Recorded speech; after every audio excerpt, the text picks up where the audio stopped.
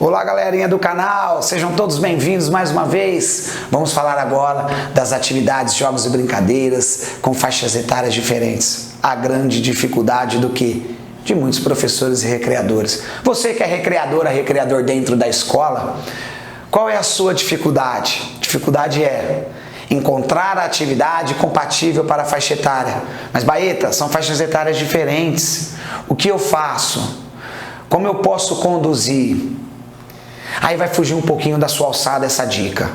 O ideal, claro, seria ter professores, recreadores, monitores dentro dessa atividade. A cada 10 crianças, ter pelo menos 2 monitores, 2 recreadores. A cada 30 crianças, o ideal seria eu ter 3 a 4 recreadores. Mas isso é inviável. A prefeitura não disponibiliza pra gente, a nossa escola não tem um professor só como recreador. Tem alguma dica que você possa nos ajudar? Claro que tem. Tem algumas faixas etárias que conseguem fazer atividade juntas. Por exemplo, uma criança de 9 anos, ela consegue fazer a mesma atividade que uma criança de 12, por exemplo.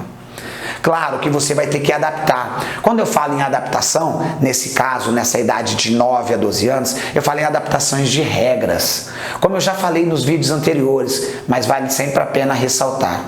Uma atividade muito complexa desestimula, uma atividade muito fácil desestimula. Eu tenho que encontrar o equilíbrio dessa atividade. Como eu aumento ou diminuo a complexidade dessa atividade? Colocando ou retirando regras. Então eu tento colocar regras que tanto a idade de 9 quanto a idade de 12 vão conseguir assimilar. Eles assimilando, fica tranquilo. Mas tome cuidado, por quê? Se você colocar uma regra muito simples, você não vai atingir a característica do de 12 anos. Então, aos poucos, você vai incluindo as regras. Começa com uma regra mais simples e aos poucos, na sua atividade, você vai aumentando a quantidade de regras. Então, a primeira dica já fica aí, ó. Idade 8, 9, 10, 11 anos, eles conseguem fazer a mesma atividade. Claro que eles não vão ter a mesma força, eles não vão ter a mesma habilidade. Por conta do quê? Dos estímulos. Uma criança de 8 anos não teve o mesmo estímulo que uma criança de 12. Ou tempo, né? Pode ser que ele tenha um estímulo maior até que o de 12, porém ele não tem um tempo hábil para poder o quê? Melhorar, ter o quê? Um repertório motor. Mas entre idade menor? Idade menor é um pouco mais complicado, mas tem jeito também, da mesma forma. Vamos pensar, esquece bebês, vamos tirar os bebês aí 2 anos, vamos falar crianças acima de 2 anos. Vamos pensar 3, 4, 5, eles conseguem fazer atividades juntas. Claro que eles não vão conseguir se orientar como uma criança de 5 anos, ou a criança de 3. Eles não vão ter o mesmo desenvolvimento, mas as minhas atividades, elas bem desenvolvidas, atingem todas essas faixas etárias. Com o quê? Pensa você, professor e professor de educação infantil. O que tem de mais e que é muito válido na educação infantil? Música. Trabalhar música, atividades rítmicas, dança. E eu trabalhando com essa faixa etária, eu trabalho música. Dentro de um ambiente na qual eu tenho a supervisão de todos. Eu tenho o controle de todos na atividade. Trabalhando com música, ou com instrumento, ou com expressão corporal, eu vou conseguir a atenção de todos. Professor Baeta, eu tenho 30 minutos para realizar a atividade com eles. Só que eu fico com essas 2 faixas etárias, 3, 4, 5 anos. Trabalha com música, trabalha com expressão corporal, trabalha com o mundo de fantasia, o mundo imaginário, porque essa idade permite. Então a dica para essa idade é trabalhar com música. Ah, mas até agora ficou simples, né? É uma idade próxima. E quando eu tenho pequenos, educação infantil com Fundamental 1, como eu faço?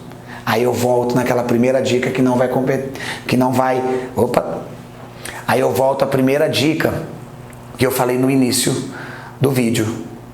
A necessidade de 2 monitores, 2 recreadores. Por quê? Porque as idades são diferentes. Mas eu não tenho, Baeta. Então agora vai uma sugestão. A sugestão é o seguinte: você tem um público mais velho, na qual eles conseguem se orientar sozinho, desenvolver atividades sozinho? Faz o seguinte: delegue funções. Pega o menino mais velho e coloca ele como responsável de uma equipe e o outro responsável de uma outra. Dá atividade.